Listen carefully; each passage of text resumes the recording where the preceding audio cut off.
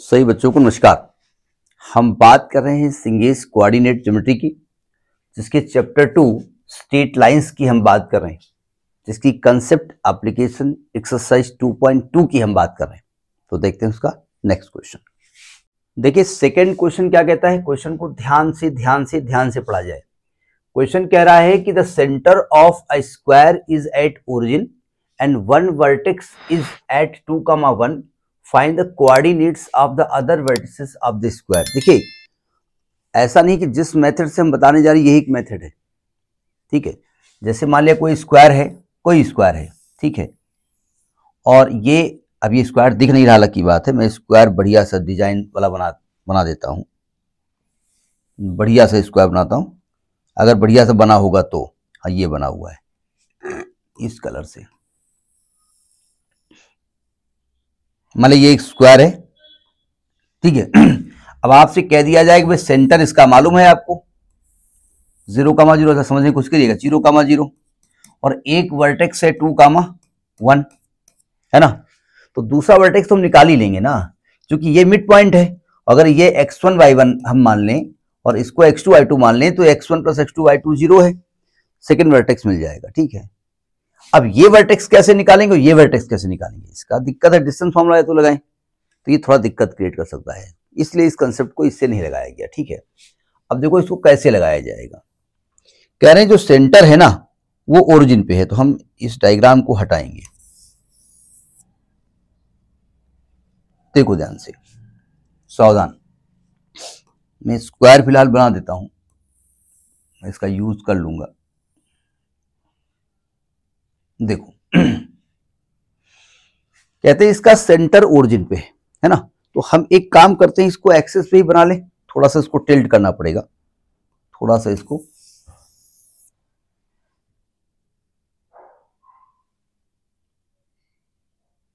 ऐसे करना पड़ेगा। अभी देखते हैं शायद घुमाना पड़े। तो देखो ये हमने काम किया, ये हमने एक वर्टेक्स इसकी एक डायगोनल बना दिया, ठीक है। अभी थोड़ा टेढ़ी लाइन हमने बनाई है, क्योंकि हम सीधी लाइन बना नहीं पाते हैं, तो लाइन भी मैं इसी से ड्रा कर लेता हूं।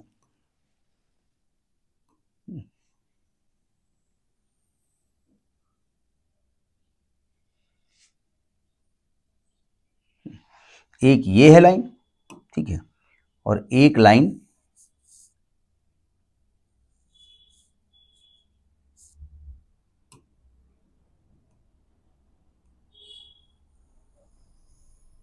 तो थोड़ी टेढ़ी मेढ़ी सही, एक लाइन ये बना दी, चलेगा, अभी तो चल रहा है, ठीक है ना।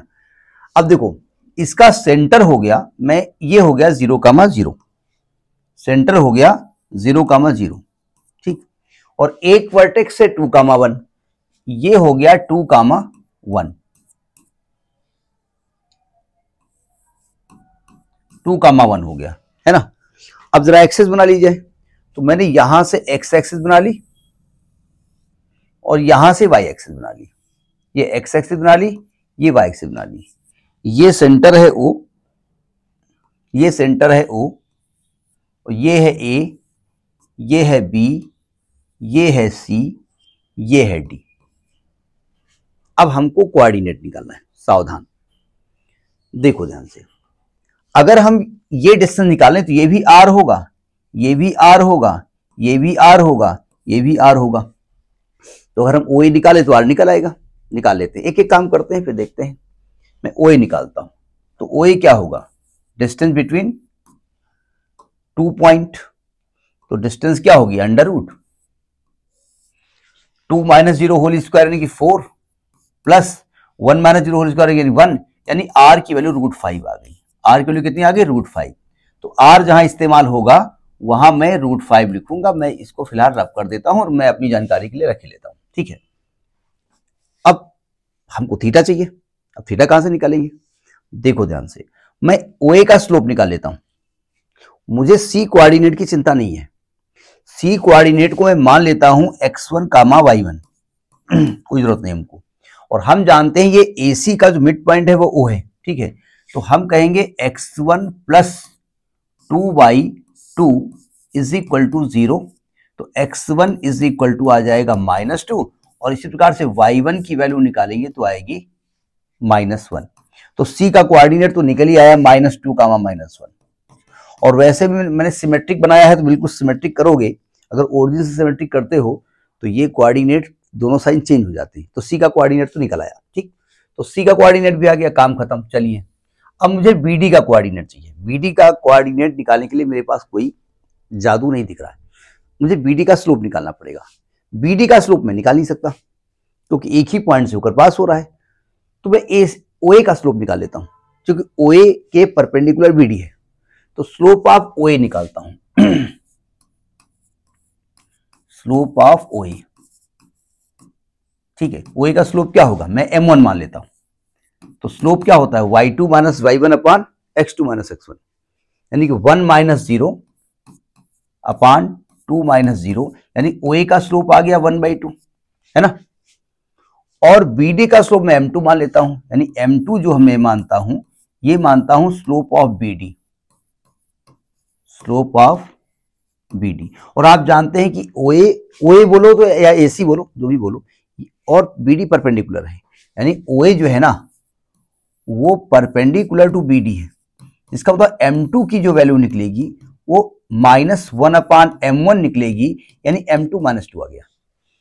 यानी कि अगर मैं मान लूं कि ये बीडी जो है एक्स एक्सिस से थीटा एंगल बना रहा है, तो यानी कि tan थीटा की वैल्यू जो आ गई वो -2 आ गई। यहां तक बात समझ में आ गई। थोड़ा सा लेंदी है भाई, देखिए प्रोसीजर है, एक प्रोसेस से आप चल रहे हो। अब tan थीटा निकल आया तो साइन कॉस निकालो, तो साइन कॉस निकाल लेते हैं हम। देखो भाई ये tan थीटा निकालेंगे, ये 2 हो गया, ये -1 हो गया, ये थीटा हो गया, ये √5 हो गया। तो यहां से जो साइन थीटा निकलेगा वो निकलेगा 2 अपान √5, और जो कॉस थीटा निकलेगा वो निकलेगा -1 अपान √5। समझ में आ गई बात, साइन कॉस भी निकल आया।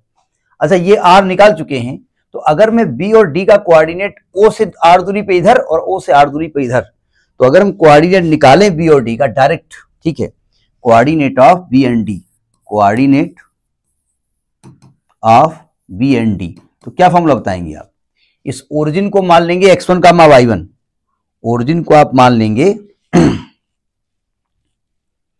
x1 कामा y1, r डिस्टेंस ऊपर और r डिस्टेंस नीचे, तो कोऑर्डिनेट निकालने का फॉर्मूला क्या बताया गया था, x1 plus minus r cos theta और y1 plus minus r sin theta, plus ऊपर के कोऑर्डिनेट के लिए है, माइनस नीचे के कोऑर्डिनेट के लिए है। बस काम खत्म, रख दीजिए वैल्यू, आंसर आ जाएगा। तो ये कोऑर्डिनेट x1 है 0 प्लस माइनस, और r आप पहले से निकाल चुके हैं। r क्या निकाला था आपने, √5, r निकला था ना √5, तो ये आएगा √5, cos थीटा की वैल्यू क्या निकली है, -1/√5, कॉमा y1 है 0, थोड़ा राइटिंग गंदी है, बहुत जल्दी तो लिखते हैं, 0 प्लस माइनस r हो गया √5, साइन थीटा हो गया 2/√5, ठीक है। अब ये √5 कट जाएगा, तो ये आएगा 0 प्लस माइनस -1, और आएगा 0 प्लस माइनस 2, यानी ये कोऑर्डिनेट आ गया -+1 कॉमा +-2। समझ में आ गई बात, नहीं आ गई। अब इसको अलग अलग लिखना हो तो अलग अलग लिख दो आप। इसका क्या हो जाएगा, देखो अब यहां 4 कोऑर्डिनेट दिख रहे हैं कि -1 + 2 लिखें, -1 -2 लिखें, ये देख करके देख कर लीजिएगा। यानी x कोऑर्डिनेट आपका 1 लिखना है और y कोऑर्डिनेट आपका 2 लिखना है साइन सहित। तो देखो अगर ध्यान से देखिए आप, अगर d का कोऑर्डिनेट करोगे तो x पॉजिटिव आएगा, y निगेटिव आएगा, तो 1 कामा -2 हो जाएगा, ठीक है। अगर आप कोऑर्डिनेट इसका देखोगे तो इसमें x निगेटिव आएगा, y पॉजिटिव आएगा, तो -1 कामा 2 हो जाएगा। समझ में बात आई कि नहीं आई। तो ये छोटा सा क्वेश्चन है, तरीका समझ में आ गया होगा। नेक्स्ट वीडियो में आएगा। नमस्कार।